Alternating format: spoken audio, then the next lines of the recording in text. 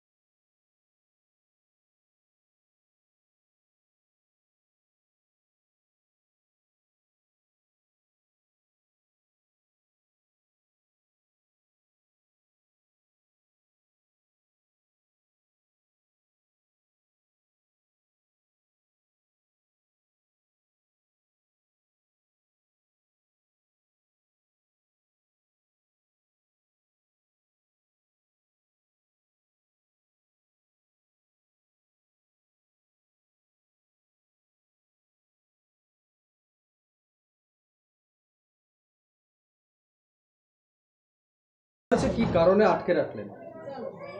আমার যে 4-5 বছর ধরে আমার বাড়ি আসে, খায় দায়, মানে নিজের মতো, এখন নিজের দিদির মতো মানে ধর্মবোন বলেছে, ঠিক আছে। তারপরে আসতো, যেত, খাতো, ভালো একটা সম্পর্ক হয়েছে। আবার বললো কি তোর ছেলে বেকার, তাই তোর ছেলে আমি একটা চাকরি দিয়ে দেবো। হ্যাঁ, এবার আমার ছেলে বেকার, মানে বিয়ে পাশ করেছে, এখনও চাকরি বাকরি হয়নি। তা আমি বললাম কেউ যদি পারেন তাহলে এটা দেন। বলে আমার ছেলে চাকরি দিছি, আমার মেয়ের চাকরি দিছি, আমার ভাই দেখছিস, আমার ভাইয়ের বাড়ি 5জন মানুষ 5টাই চাকরি করে। হ্যাঁ, তা তোর ছেলেরও চাকরি দিয়ে দেবো।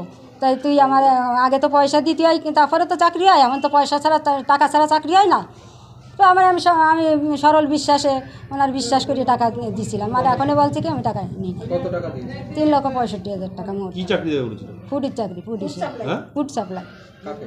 কাকে ফুড চাকরি? আমার ছেলেরে। চাকরি দেবে? কি নাম আপনার ছেলে? আমার ছেলের নাম সৌরভ চিন্তাপাত্র। কাকে টাকা দিয়েছিলেন? কি নাম তার? মায়া ঘোষ। বাড়ি শিমুলিয়াপাড়া, পোস্ট অফিস চাঁদপাড়া, থানা গাইঘাটা, আজকে কি করলেন? জেলা উত্তর 24 পরগনা। আমি ডাকে নিয়ে আসলাম যে দিদি তাহলে ভালোভাবে টাকা কটা দিয়ে দাও, আমার টাকার দরকার, আমি লোকের দ্বারা ধার দেনা করে আনি দিছি, তাই তুমি টাকাটা আমার দাও। তা এখন এসে উল্টো পাল্টা বলতেছে, অস্বীকার যাচ্ছে যে আমি টাকা নিই না। না, দরজা তো খোলা, ডাকে নিয়ে আসছে। বলা হচ্ছে যে টাকাটা যেভাবে কাটে দেয়, টাইম নেই। আপনার নাম? অর্চনা চিন্তাপাত্র।